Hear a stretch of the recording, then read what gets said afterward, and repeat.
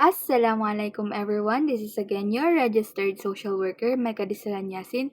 So ngayon naman para maiba tayo, pag-uusapan natin Board Exam Tip 101. So please follow me here on TikTok and also comment down below if may request ba kayo na pwede kong gawin. So without further ado, proceed na tayo sa first slide. So, kita nyo naman sa screen, ang pag-uusapan natin is paano ba sinasagot yung mga tanong na most appropriate, least appropriate, most inappropriate, at saka least inappropriate. Kasi alam ko maraming nalilito talaga dito sa board exam. Kasi nga, ano nga bang pagkakaiba-ibahan nila? Bakit hindi nilang appropriate or inappropriate para wala nang naiisip pa, diba? Pero don't worry guys, I'm here to help you kung paano ba yan siya sagutin. So, proceed na tayo dito sa number 1. Dito sa number 1, kung makikita nyo here, most appropriate. So, paano ba daw sinasagot yung most appropriate? Kapag yung most appropriate, yan yung pinakatama. Like, pinaka-check. Most appropriate, pinaka-appropriate.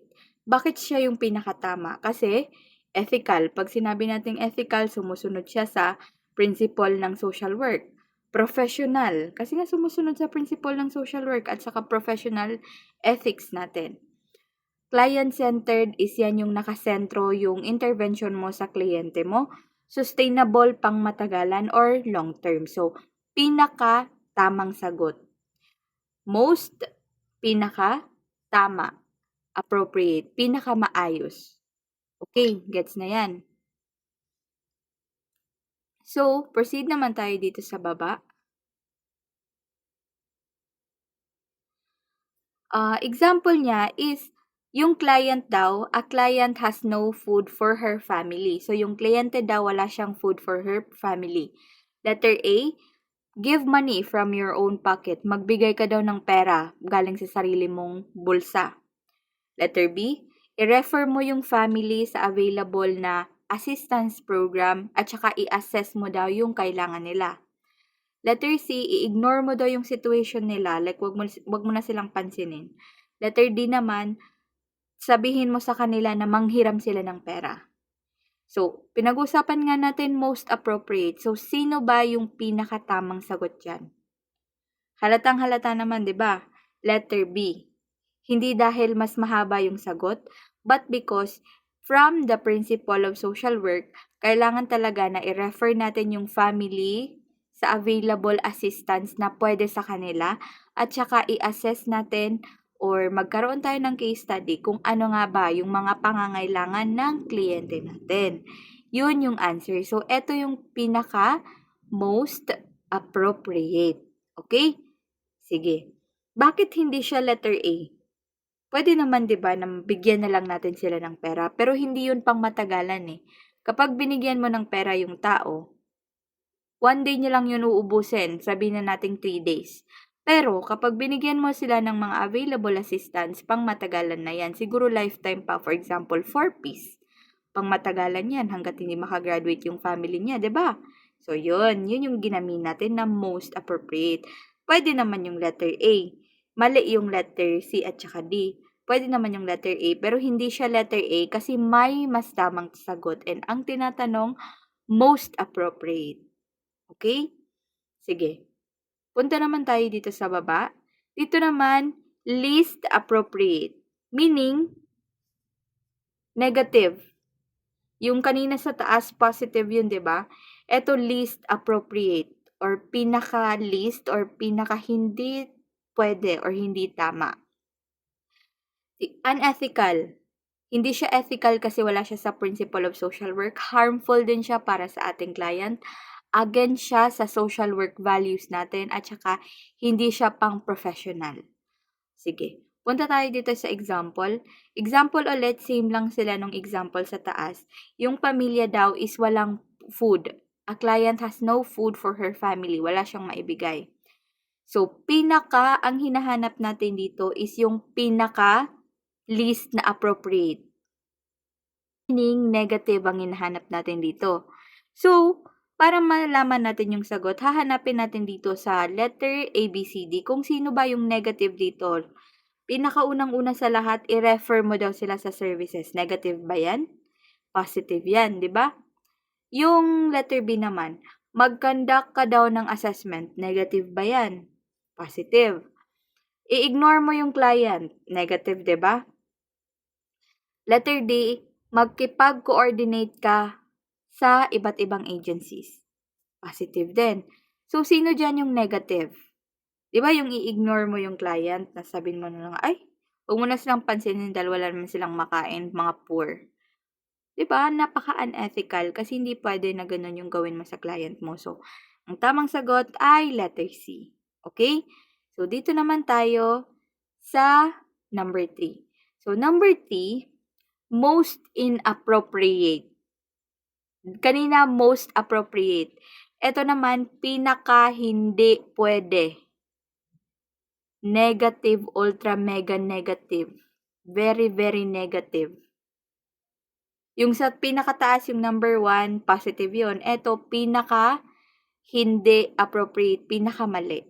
Meaning, super unethical, super harmful din siya para sa ating client. Hindi din siya tugma sa social work values natin at saka super unprofessional. Like yung pinaka hindi tamang sagot talaga or pinaka maling gagawin ng isang social worker. Sige. Para mas maintindihan natin, punta tayo sa baba. Example niya is, yung client daw is wala pa rin pagkain. Same lang sila nung sa taas. Letter A, i-refer mo daw sila sa services. Inahanap natin dito, super negative. Okay? I-refer mo daw sila sa mga services. Positive ba yan? Negative. Positive yan. Mag-conduct ka daw ng assessment. Positive, negative.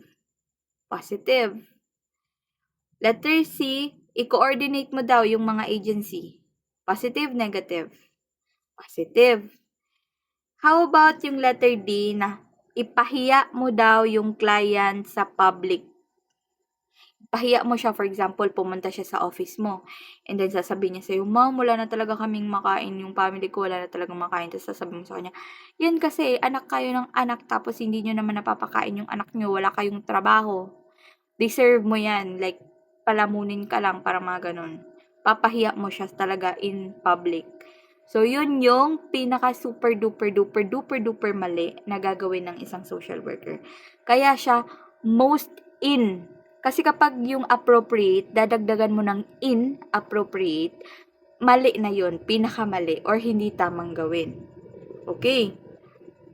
Dito naman tayo sa least inappropriate. So, kung mapapansin nyo dito, even though eto, pinaka hindi masyadong inappropriate or pinaka hindi masyadong mali. So, meaning niya dyan, kapag yung question daw wrong sa unahan, wrong, isa lang yung wrong siya pero hindi siya super wrong. Parang ganon. Yun yung gusto ng least inappropriate. Kasi kung tatanggalin mo yung in, least appropriate, iba na yon. Yun yung sa number 2, di ba? Kapag sinabi mo least inappropriate, alin sa 4 na maling sagot, asan yung hindi masyadong mali? Gets na? Sige, para mas magets nyo, punta tayo sa baba. Example niya is yan yung, same pa rin ng example, yung kliyente daw is walang pangkain yung family niya. Lahat ito, maling sagot. Pero asan daw dyan yung pinaka hindi masyadong mali? Kasi nga least inappropriate. Hindi masyadong mali. Kayo na bahala sa pagsulat ko. Okay. Alin daw dyan ang hindi masyadong mali? Letter A, magbigay ka daw ng pera mo, personal money mo. Letter B, i-let mo daw or hayaan mo na yung kliyente yung mag-solve ng kanyang problema alone. Like, Ma'am, alam mo na yung gagawin mo dyan, di mo na ako kailangan para maganon. Or letter C, i-delay mo daw yung action mo for 6 months. I-delay mo yung tulong sa family for 6 months. Tapos, ang problema nila, wala silang pangkain. Like, 1 month pa lang na wala silang pangkain, mamamatay na sila. Hindi na nila kakayaning hintayin ka pa for 6 months. Letter D, mag-promise ka daw ng tulong kahit na hindi naman talaga available yung tulong na yon na gi-promise mo. So, sige. Isipin nyo, saan, di ba lahat naman talaga sila mali? So, saan dyan ang hindi masyadong mali? Like, pwede naman siyang gawin, pero as much as possible, huwag gagawin. Naka-decide na. Ang pinaka hindi masyadong mali is yung magbigay ka ng personal money mo. Kasi as social workers, alam natin na awa naman talaga tayo sa mga pulubi. Like for example, may pumunta sa'yo tapos nangihingi, wala talaga kami pangkain ma'am. Like gutom na ako, or baka may nadaanan ka na bulag tapos nanlilimos siya, malamang kasi wala na din siyang ibang trabaho. And pwede kang magbigay ng pera out of your good heart. Pero, as much as possible, hindi yan gawain ng social worker na magbibigay ka ng pera sa mga nangihingi. Kasi, kapag yan, binigyan mo sila, ma-i-instill na sa utak nila, especially yung mga bata, may instill sa utak nila na, ay, may magbibigay lang din naman sa akin sa kalye, so hindi ko na kailangan maghanap pa ng trabaho. Yun yung reason kung bakit hindi natin sila pwedeng bigyan, para hindi sila magpaulit-ulit-ulit manghingi. Pero, hindi siya masyadong mali kasi nga, sa lahat ng dito, very wrong yan talagang tatlong yan, like super duper sama mo naman. Pero, etong give personal money, okay lang, personal mo naman, hindi mo naman kinurakot yan, 'di ba? So, unless na lang kung kurakot ka, dun ka na sa far away. So, yun. Okay, so I really hope na na-understand nyo yan. So, since nga na-understand nyo na yung pagkakaiba-iba ng most appropriate, least appropriate, most inappropriate, at least inappropriate, bibigyan ko kayo ng bonus tips na SWELE exam techniques. Ready na ba? So, sige, proceed na tayo dito sa baba. Step number 1. Step number 1 is hanapin agad ang obvious na unethical. Bakit ko inuna yung negative? Kasi alam ko na kapag nagbabasa kayo ng mga choices, unang-una yung makikita yung hindi pwedeng gawin, yung mga bawal na gawin. Kasi nga judgmental tayo somehow, 'di ba? Like somehow lang naman. Pero nasa principle natin, non-judgmental attitude pagdating sa ating mga client. Pero as social worker, kailangan may judgment din tayo sa kung tama at sa kung anong mali. Yun yung minimin ko, na judgmental tayo in some ways. Okay? Sige. Hahanapin mo daw agad yung pinaka-obvious na hindi pwede or unethical. Judgmental. Saan ba dyan sa ginawa niya or sinabi niya yung napaka-judgmental na parang hindi na siya deserve na masabi. Discriminatory.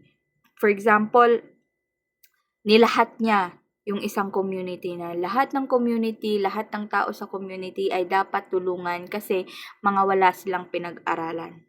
Ay, na para bang very wrong.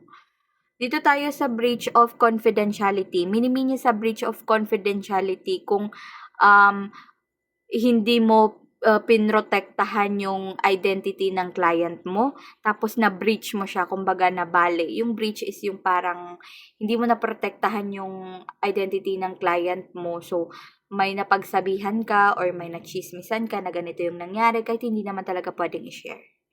Abuse of authority. Kasi as social worker, we have authority talaga. Kaya nga may professional authority tayo. Pero hindi po yan siya pwedeng maabuso. Yan ang sinasabi natin na pag ina-abuse mo yung authority mo, you don't deserve to be a social worker. Kasi hindi ganyan ang mga social worker. Hindi nila inaabuso yung authority nila. Kasi tumutulong sila sa mga taong nangangailangan. Okay? So, eto ang X. Kapag nakita mo daw yung unethical, diretso na yan, X na yan. X ka na sa life. Least appropriate or most inappropriate. Ito, hindi masyadong appropriate at saka yung pinaka hindi talaga tamang gawin. Okay?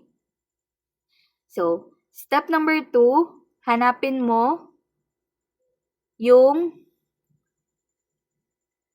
choice na client-centered. Miniminya dito, hanapin mo yung choice na client-centered is yung positive na side. Client-centered, nakasentro ka sa client mo, lahat ng binibigay mo na tulong sa client mo is para sa client mo, hindi para sa iyo, hindi para magbida-bida ka. Para yun sa client mo kasi kailangan niya ng tulong.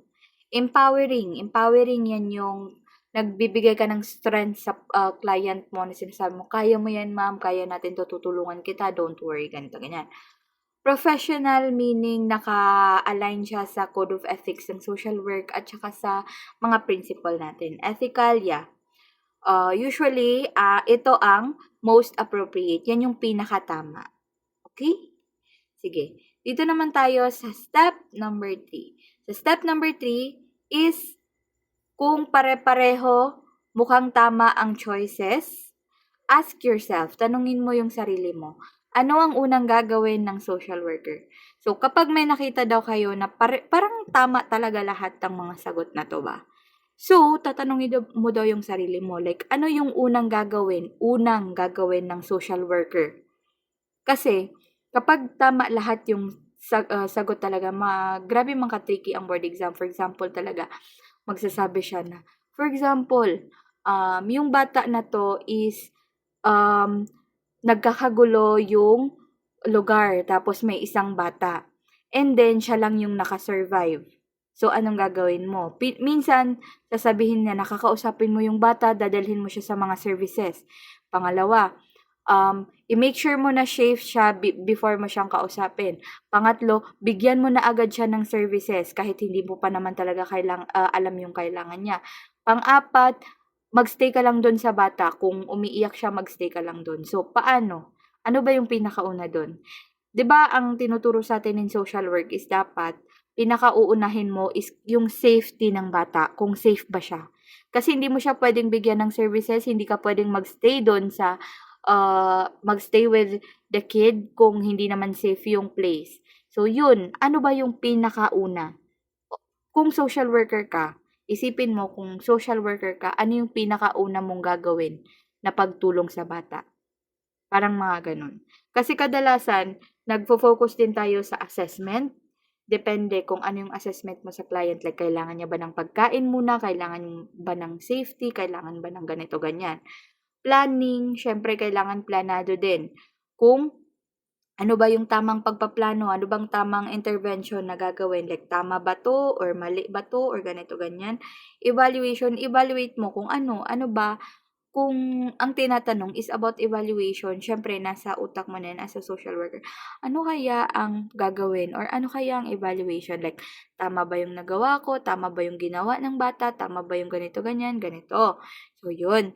Yun, kapag pare-parehas yung sagot, marami kayong kailangan i-consider. Pero, itingnan nyo kung ano ba yung tinatanong. Evaluation ba yan? Planning ba yan? Intervention ba yan? O termination na agad? So, depende po yun sa helping process ng social work. Okay na? So, yun lang. I really hope may natutunan kayo and thank you so much kasi malapit na po akong mag 10K here on TikTok and alhamdulillah, thank you guys for following me and please leave a comment below if may natutunan kayo for today. So, yun lang. See you on the other side, future social workers. Bye-bye!